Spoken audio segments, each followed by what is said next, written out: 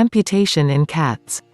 Adapting to life on 3 legs, the story of Bubba Teresa Martins looks at how owners can help their cats adapt to disability and the loss of a limb.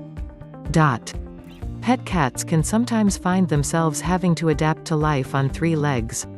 The loss of a limb can affect normal feline behavior and activity. Although cats usually find a way to adapt and live a happy life, the adaptation process can be aggravated by the distress of the incident or illness which resulted in amputation. Bubba was a neutered male 6-year-old, extrovert and friendly domestic shorthair who lost his left hind limb in a motorbike accident. His story illustrates the process of adaptation pet cats must go through. After surgery, a 3-legged cat will find out that for some mysterious reason it is no longer able to perform some tasks it could easily do before. Frustration and anxiety can make the cat feel unsettled and can, in some cases, lead to distress and altered behavior. Facing up to life with 3 legs, Bubba's adaptation to life on 3 legs was not easy. He became depressed and inactive. He stopped playing, gave up grooming, stopped cleaning himself after using the litter tray and also stopped purring. Perhaps because he felt frustrated, Bubba compulsively engaged in a behavior that still gave him pleasure and caused him no pain, eating. During the first days after hospitalization, Bubba was unsettled, not least because he needed to wear a collar to prevent him from damaging the wound. Initially, Bubba also became more introverted and aloof, wary of strangers as he had never been before the accident. However, his extrovert character won the day and over time he gradually lost his fear of strangers. Physical adaptation may be complicated by hallucinosis, phantom limb.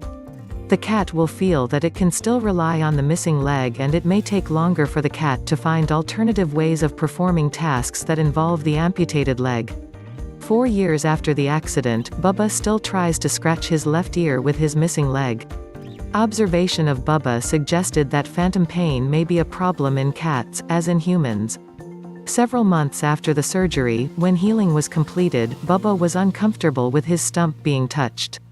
During vaccination, he was extremely reactive when he was injected in his left hindquarters, near the stump. However, this sensation eventually seemed to subside and he could tolerate being touched on the stump. The role of the owner, even though a cat's adaptation to a life on 3 legs will depend in part on their personality, it is clear this can be a difficult period for the cat. The pain and fear associated with many of the situations leading to limb loss can traumatize and distress the cat as well as adapting to their new limitations. It is important for owners to help their cats to cope with this new situation. Bubba faced a number of practical problems following the amputation. Jumping onto favorite furniture was difficult and he was inclined to give up. To aid him, furniture was rearranged, enabling Bubba to move from one piece to another, and gain easy access to favored places.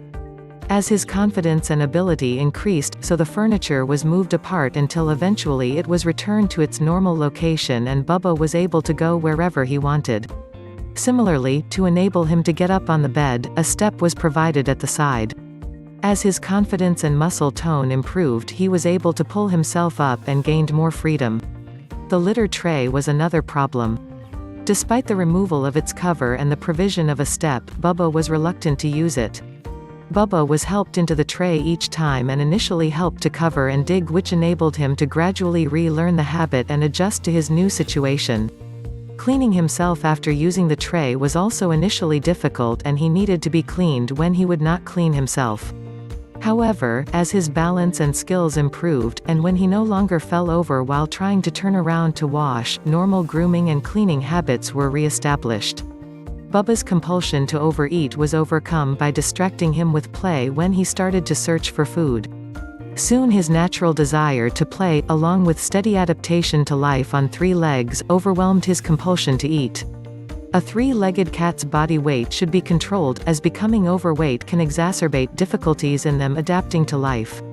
It may be useful to use low-calorie foods, especially as the cat will be less active, at least initially, and especially if they start to overeat. In summary, the owner has a critical role during the adaptation of cats to a life on 3 legs. Some cats adapt quicker than others, but especially when the process falters, a caring owner can help the cat adapt, help motivate them, and help them relearn or develop new skills. thoughtful adjustments will help accelerate the process of adaptation to enable the cat to have a full and enjoyable life. Owning a cat with an amputated limb. International Cat Care helped fund a vet, Lynn Forster, to undertake some important research on improving the welfare of cats which have had limbs amputated for one reason or another. Her research formed part of the work of the Centre for Animal Welfare, where she worked with Dr. Sandra Kaur, at Nottingham Vet School in the UK. For part of her work, Lynn surveyed owners of cats which had lost a limb or tail to help us understand better how a cat copes after this sort of loss. Limb and tail amputations are undertaken to treat different conditions, most commonly in cats this is a result of trauma, very often after being injured in a car accident.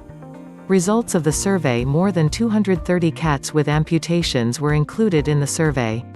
Some of the results were as expected.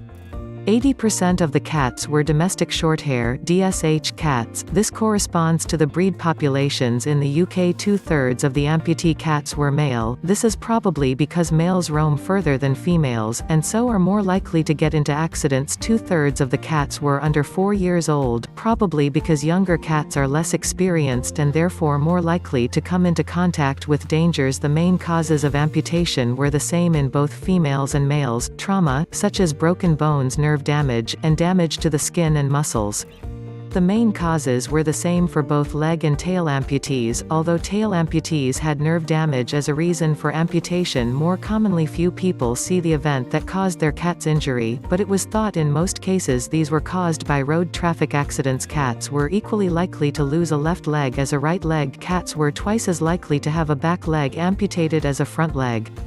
This may be due to several factors. The front legs carry more weight than the back legs. It is generally believed that amputation of a back leg will be more successful, so amputation of a front leg may not be offered so frequently. Cats that have damage to the front leg are more likely to also have damage to the chest, and this may reduce their chances of survival. It is possible that the back legs are actually injured more commonly as well. Differences between cats and dogs. So a typical cat amputee would be a young male DSH, with a leg amputated following a suspected road traffic accident.